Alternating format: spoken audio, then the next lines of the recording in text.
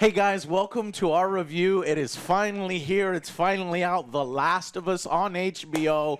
If you know our reputation with The Last of Us, we are simultaneously its greatest champions many years ago, Joe.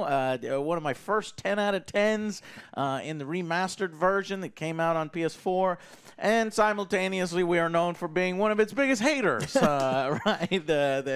How dare we not like The Last of Us Part 2? Yeah, we give you the best of both worlds. And so now we have the franchise being taken to the next level by HBO, who picked up the rights to do a live-action version of the show. Well, it is finally out. They got their cast. They got, Pedro Pascal, which an amazing casting choice in my opinion. As Joel, and of course Ellie was cast by that one girl from the Game of Thrones, Bella Ramsey. Yeah, she had some Mormont.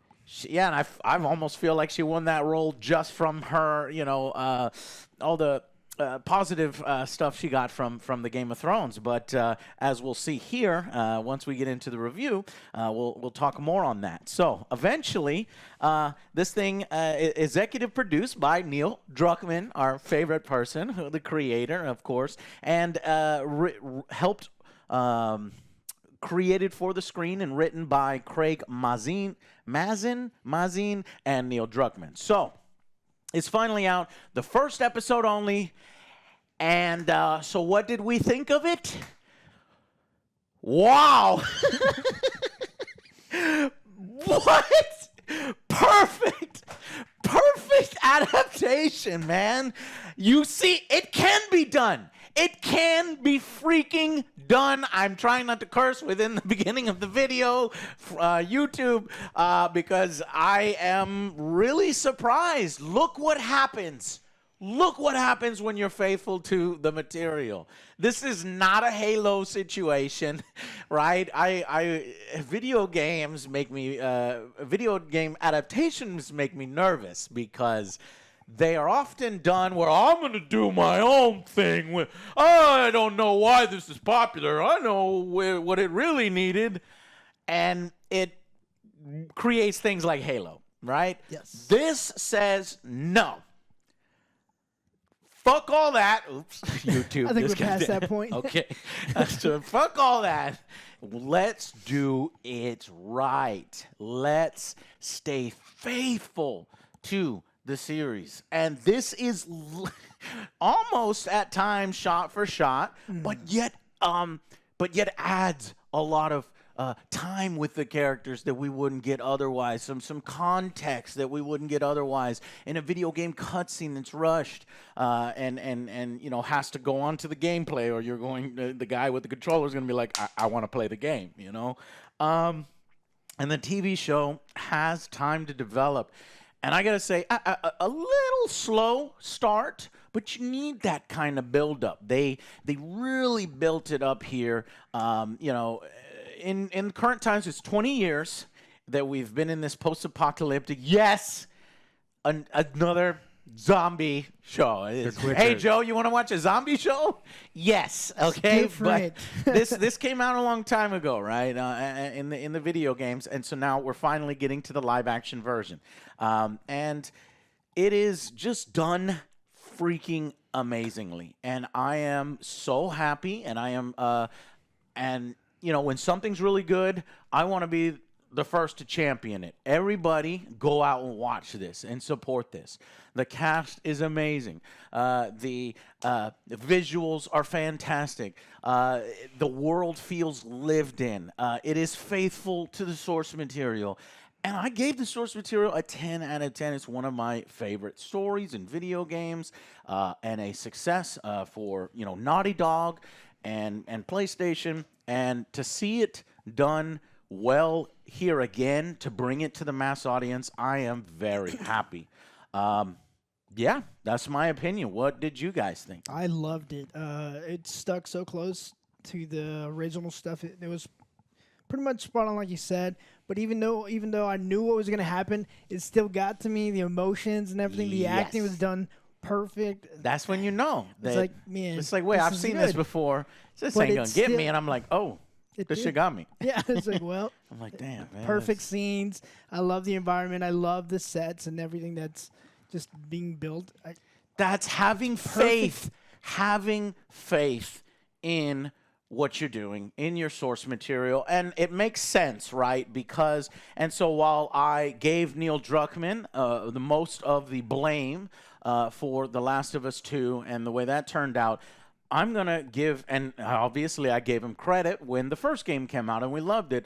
I'm going to pour more praise and credit on him because it is, not only was it created by him, but he helped write it. And I guarantee you it's staying faithful because of him. You know, the other gentleman, Craig Mazin, is very interesting. He's really, he's a screenwriter, and he is famous for such films as the parody film genre, Scary Movie 2, 4, and superhero movie, Scary Movie 3. And his first ever, screenwriting debut was Rocket Man. You remember 1997 sci-fi comedy movie. Rocket, I loved it. where he farts in the spacesuit and the guy's like, no. Anyways, it's a terrible movie. No, it's not. It's great. It's funny. You should watch it. And this guy really elevated himself. Now, obviously, one more thing. Chernobyl. Okay, so Yeah. that's where he got that. They're like, okay, let's do Chernobyl. But I wanted to let you know that that's what he had done before, and just outstanding, man. I can't heap enough praise on it. So, what did you think, Alex? It was good. I mean, like the two games they're movie games, right? So it's like they are perfectly set up to be turned in from video game into something on the the small screen. Yeah. That's true. It's maybe a little easier to adapt. And I'm not trying to take anything away from them because I mean I really like this. I absolutely loved the first game. But I mean this is there's gonna be people out there that are like, well, this one's easier. It's like you're exactly right. But I mean, they also put a ton of money, and you feel that because everything does. The world feels good and feel like nothing about this feels too cheap. I mean, there's every now and then you look and you're like that's not a real building, but like things, it's like over $10 million an episode. I think it's higher than some of the Game of Thrones seasons. So like they're really putting money. They really have faith in this, and so I think it's a really good start. I love Joel. I love Pedro as Joel. We haven't had enough time, I think, with Ellie for me to be like 100% sold. But there's nothing that I'm worried about. It's just with more time. Ellie needs spunk. She needs independence. She needs fire. And so far, this actress has captured that. And so I'm beginning to be turned. I don't know why. I know I just look at Pedro Pascal and I see Joel. Just fantastic. But when she was cast, I'm like, she doesn't really have the look of Ellie. But are looks really that important? Are we going to nail every single face of a video game that was created, years ago? No. So I am open and willing. So as long as, you're staying true to the character. And so far, she's been staying true to the character. So yeah, the total budget of season 1 is over $100 million. Yeah, so they're really putting money. Yeah. So really, really putting money into this. I mean, it is, and then it does. You finish it, and you're like, man, I really like that. It's a shame that Halo didn't try, or they did whatever the fuck that they did. Halo's a cautionary tale, man. See what happens. Yeah, well, we're getting season 2 sometime soon. Can't wait because he did. We saw his full ass. I want full frontal Master Chief. Halo now. season 2. So there's 9 episodes. I looked it up here.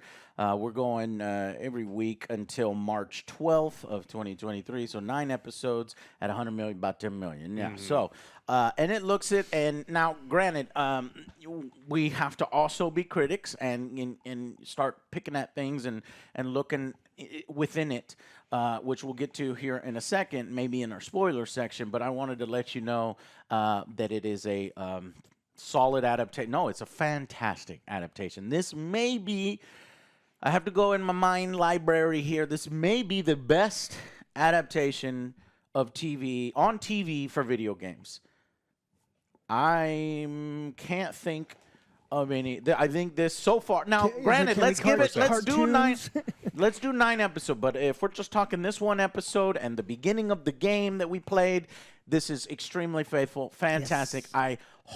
It gripped me. It made me feel emotions, even though I knew what was going on. I liked all the characters. I bought everything. The characters are acting smartly. You know, it's a fucking apocalypse. So when somebody drops a gun, what are you gonna do?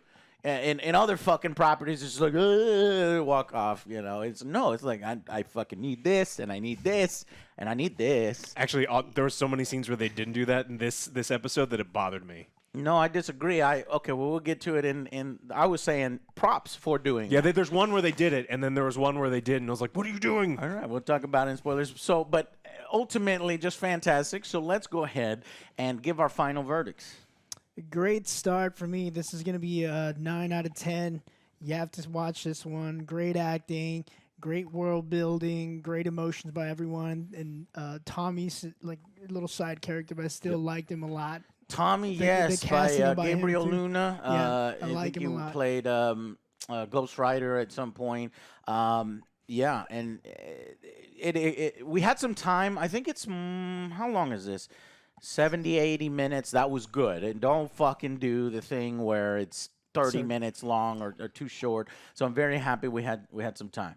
Yeah, I'm also going to go a 9 out of 10. I think that this is a wonderful story. And the only reason it's not a 10 is just we lack the context of like where its position is in the thing. But it's super early and it already feels really good. Can't wait to watch. This isn't one of those things. Yeah. We watch so many garbage things where it's like I don't necessarily want to watch. Like I want to watch this next week. I want HBO to come back to this point where I'm looking forward to their shows rather than dreading it. And so it's like this is a great start. I want it now.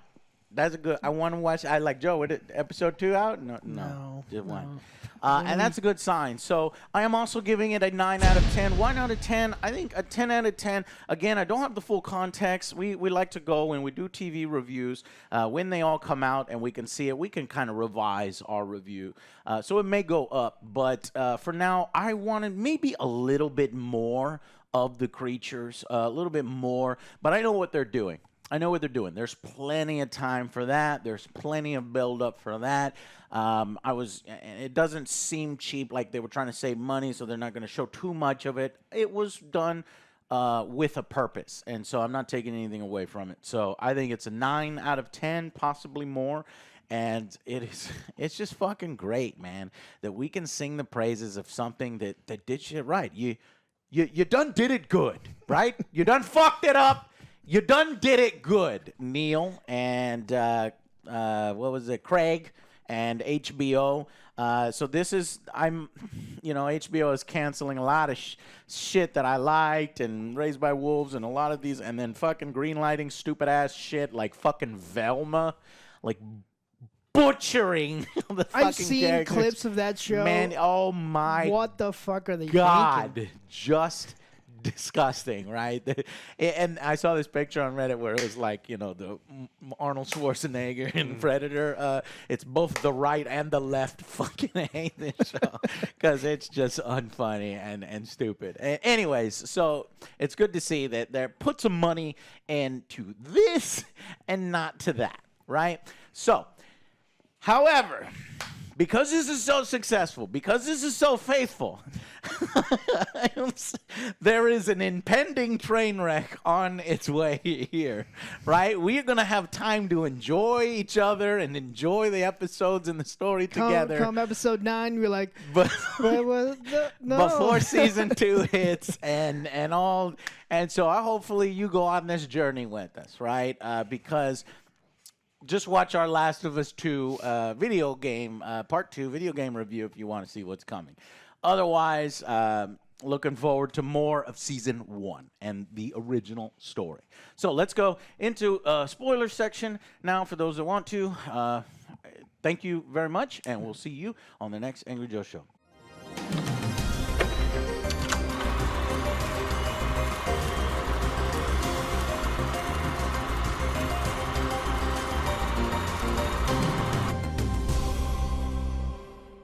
Hey, welcome to the spoiler section. I realize that I don't know. There's not that much to spoil. I mean, if you haven't played the video games, there's not much to spoil. This is literally the video game. If you haven't, then I guess we'll talk to you a little bit about it and sort of the intricacies of it. I guess let's just jump into casting, right? So some people got upset that Joel's daughter it has been race swapped. She's black in this when she was white in the video game. For me, I don't care. If it's a side character, a minor character that's literally in the thing, if it has nothing to do with race and nothing to do with any, it just doesn't, like the experience, there's not enough there for me to give a shit. Like, I don't care if she's black. It just doesn't matter to me. I don't know if it matters to other people, but it just doesn't matter to me. I didn't find it... It didn't take away from anything. It didn't. I didn't find myself pulled out of it or anything like that. I cared about their relationship just as much. They built her up. I mean, it is literally focusing on her, right? In the video game, it's kind of more a little on Joel when we're in the beginning, the 20 years ago in Austin, Texas. They kept it. They kept Austin, Texas, even though AngryJoe's here and Neil's probably mad at AngryJoe. No. But no, they kept it in Austin, Texas, and and their relationship was good by spending a little bit more time on her. Well, it's a little slow at first. I'm like, all right, hopefully we ramp up here. Joe's like, yeah, it's going to ramp up. He saw it before us. And it does. And it was well done. And by the time you have the tragedy where essentially, in spoiler section, a soldier who is attempting to contain the outbreak gets orders to just fucking brutally murder these people. Just it's usually what happens in quarantine. They don't have. You can't get out. You can't get out. They don't have the scanners, and the military just like fuck it, kill them all. And so he fires a rapid fire, and I guess his daughter shields him from a lot of the bullets, though he does take a bullet. And he falls on the ground, and the soldier comes up and is about to kill Joel, but he feels a little sympathy. He's like, I'm sorry.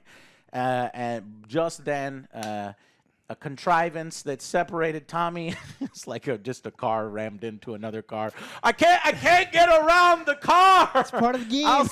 That's where you split up. Well, they got to show him like maybe Tommy went to go get help, and he's like, I went to go help, whatever. But anyways, there's a cone. You can't walk around the cone. The cone says do not pass. So he shows up, shoots the soldier at the last minute.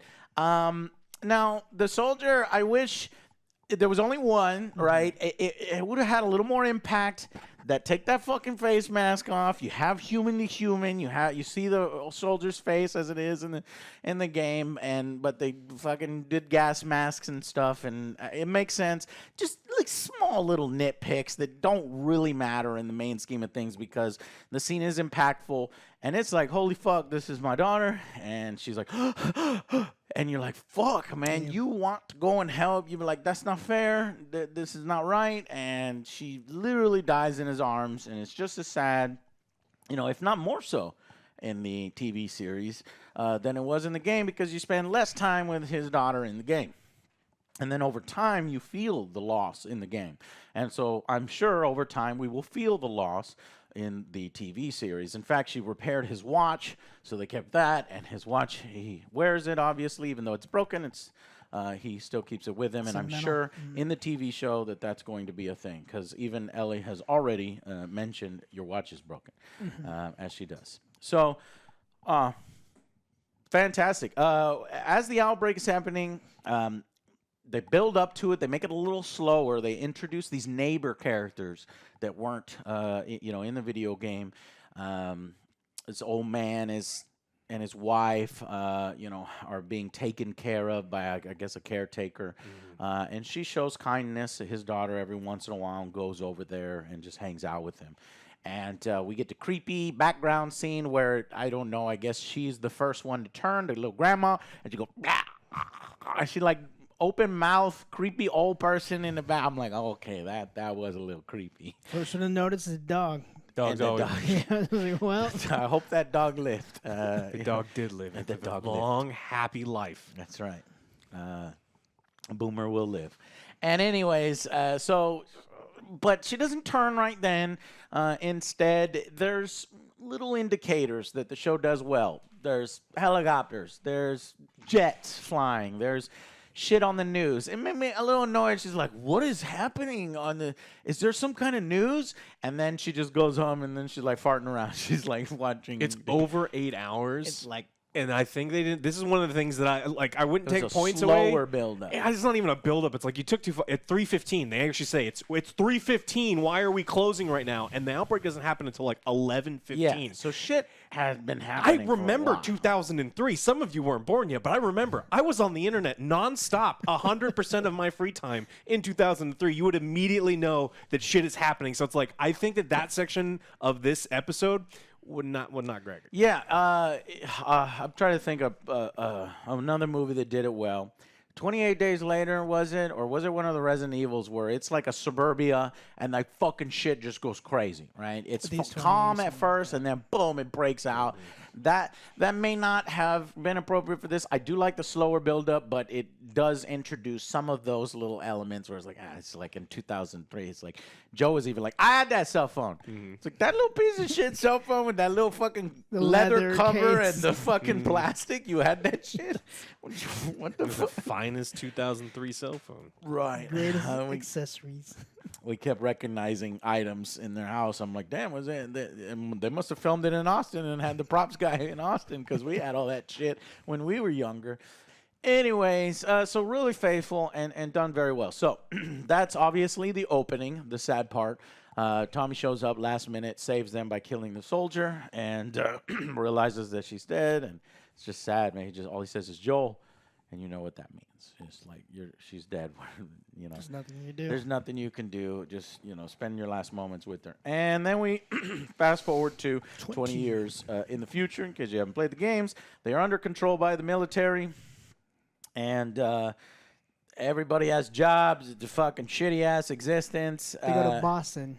They go Boston, right? They go from Austin to the Boston. I Boston. remember streaming the game, and we were making fun Boston, of that. Texas. So why we go from Austin to Boston, but that's what we're doing. And so, it's a shitty place to be. You're constantly dumping bodies, and it's depressing, and it's hard work, and obviously a military dictatorship. It's a quarantine zone, right? And we have the faction, just as in the video games of Fireflies, which are fighting for democracy and is a little rebel group. And the show even gives us context right away in episode 1 that the military is doing fucked up shit. We see this young kid walking from the wilderness into the quarantine zone. At first, like, his face was so fucked up, I thought that half of his face was gonna be like the fungi and the other one is, but no, he's fine. And in fact, he's one of the ones that hasn't immediately turned. So in the universe, the whole thing is Ellia's special because she has been bit, but she didn't immediately turn. It's healed over. So they show a kid who, much the same way, has not turned and has somehow been able to survive in the wilderness. And they like, don't worry, and they strap the kid down in a wheelchair, and they say, we don't want you to fall over, but you look at it, and it is like this. And they like, we're going to give you all the toys, and we're going to give you things. And they fucking inject him. And then the very next, and she's like, don't worry. And then the very next scene is fucking Joel. You see that kid's body, you see his shoes, and luckily his face is covered. It's like, damn, man. And the lady working when they're burning bodies, like, I can't. And then Joel's like, because he is like so fucking gone from his trauma. He's the man that he gonna do the job. The job needs done. It's Joel. He's got a hard edge. He's a smuggler, and he has respect amongst the people as a go-getter and a person who does stuff. He even got side deals with motherfucking soldiers to sell drugs and things. So he's connected. He's a drug dealer now. Yep. They even referenced that a little bit in the beginning. But so it's tough. And so you have essentially this giving somewhat context to the battle of the rebels and this military dictatorship, it must be bad. How do we fight them. So it gives a little bit of context. Then we are introduced to Tess. So this is another character. I was like, I don't recognize. Who is that? Oh, is that Tess? That's Tess? You know, so again, doesn't have the look of Tess in the video games, but the acting and the actress owns it and becomes Tess for me. She is a tough woman, go-getter. Joel's equal, kind of the brains of the operation, while Joel is, the brawn. And so there had been a bad deal with Robert, and they were beating her up, and then he's worried that Joel's going to fuck him up, and she's like, just don't worry about it. He was trying to sell her a fucking battery, and the battery's a piece of shit, by the way. So this is just a fucked up world. And later on, the Fireflies find the girl, right? And they know that find Ellie. Ellie, yeah. That's when we're introduced to Ellie. The first time we see Ellie, she's rambunctious and rebellious and tied up. What'd you think of this scene here? I was fine. I mean, she's clearly like had enough of their shit. So like I didn't like it's like your first exposure to Ellie, and so it's like I had so much time with that character that you kind of have like your own, like, this is what I expect the character to be. And so it wasn't exactly lined up, but the more screen time that you get and the more experience, you're like, okay, this is Ellie now, and I'm fine with it. Yeah, more than 100 actors have been considered for Ellie. She needed to portray resourceful, quirky, potentially violent, defiance, anger, kinship, belonging. And she's doing a good job so far. So the Fireflies notice that she's special. She's been resistant. And they make it their mission to basically distract the military so that they can go all together and take her where she needs to go. And well, they need a battery and they need supplies, so they talk with Robert, and the deal goes wrong. Now we show up after. I like that. You show up after and you see the aftermath of this Firefly group getting into a gun battle with Robert's group when the deal goes wrong, and because it's made a lot of noise, they have to hurry up. And this first meeting between Joel and Ellie is very important, and I think they did a good job. Joel is searching for what the fuck is happening, and Ellie comes out trying to fucking kill him, man. Ellie, she doesn't act like a 14-year-old. This world has made her hard, and she's going to fight, essentially, and she's rambunctious. He stops her. She steps on the knife, dominance, and he points the fucking gun at her. This is the first time. She's trying to stab him. They don't know each other, Yeah. okay? It's not his surrogate daughter yet. And she's point the gun at me, you're mad at me, blah, Precious blah, blah. cargo. Mm-hmm. Yeah, so this is a well-done scene. Again, the acting there, what do we have? Marlene, perfect, head of the Fireflies.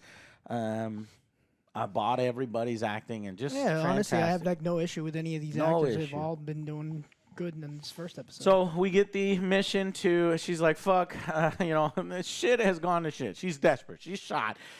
And she sees Joel. And she knows Joel is a man who gets things done. And you have to take Ellie. You have to do this for me. And he manages because he has incentive. He's searching for Tommy. And he knows that he needs to go. And he's going to have a better chance if he has fueled up trucks and supplies that Fireflies can give him. So they work out a deal. They work out a deal. They make that deal. And he takes Ellie home to his home where he's got a lot of cool smuggled things. And she's going through it. And Ellie is smart. And she's shown in the show to be smart. Already fucking cracks his smuggling code almost instantly. Kind of tricking him. Having him help her figure it out. And, it's resourceful, and he's, I think, impressive, and he's taken aback by her. And so they sneak her out, go on this mission, and another pivotal scene, Tess says it's time to go.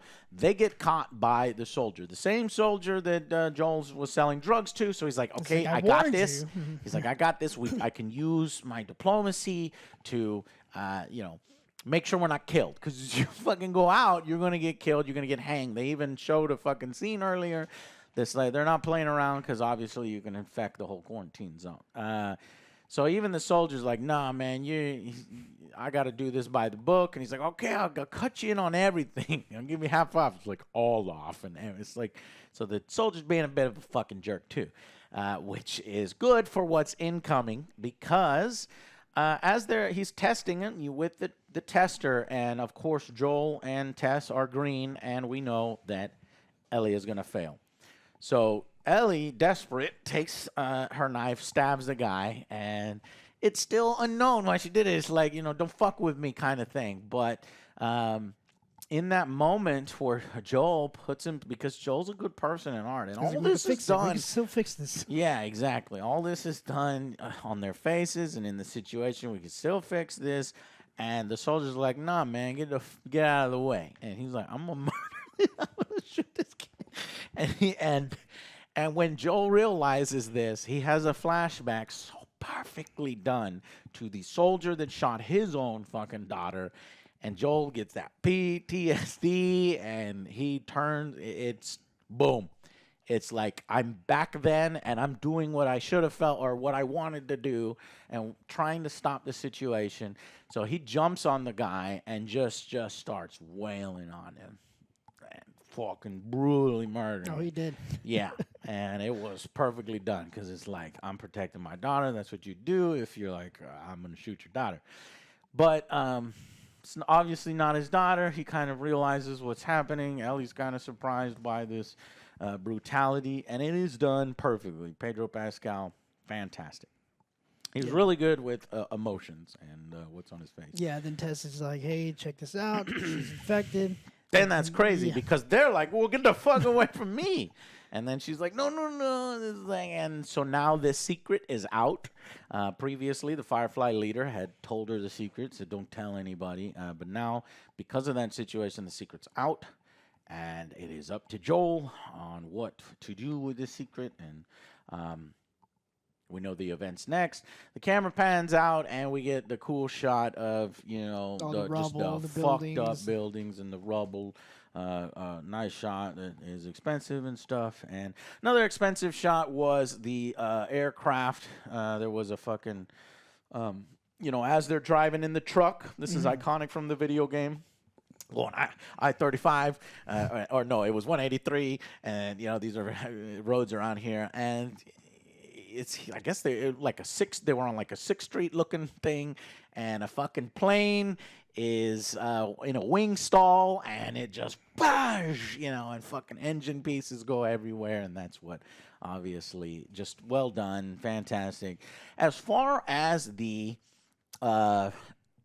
clickers go, let's talk about that now. What did you guys think about what was shown in the first episode with regards to the monsters? Well, the first experience we got was with a grandma. I mean, does the likelihood of her having her real teeth, though? I mean, we had to be lucky that we infected the one grandma that actually had her real teeth and were dentures, because she goes to bite her family and they fall out, and then we don't have like that whole scene. But that wasn't her dentures. So the first time we actually see a special effect. Well, so she's got the little weirdy things, but she's like biting down, Yeah. and it's just like, well, it's a good I thing. guess she grew teeth. She was like gumming. Creepy old lady. Creepy old lady. Lady, as soon as we saw the characters, like, that's Those are some sharp ass gums, Yeah. Alex, because her husband was dead with the blood. She slipped on the blood, so I'm telling you, she grew some chompers. Or Yeah. something. I mean, the one actual clicker thing that we saw in the subway looked really, really cool. So I mean, I can't wait to see him. yeah, just a ton more practical effects like that, and just building. Mostly this episode, they were all kind of a little bit of fungi, mushroom-like little strands. What do they look like? Little bean sprouts kind of things coming from their mouth. If you look real hard in the when a bunch of people run from a movie theater, there's a full-on fungi head one, but it's not focused on, it's not emphasized. That they're definitely saving, and it's cool because it's more like this is chaos. Like, what is happening? You don't have time to focus on anything. You're focusing on like getting safe, and so they did that very, very well. Of course, the special effect with the airplane.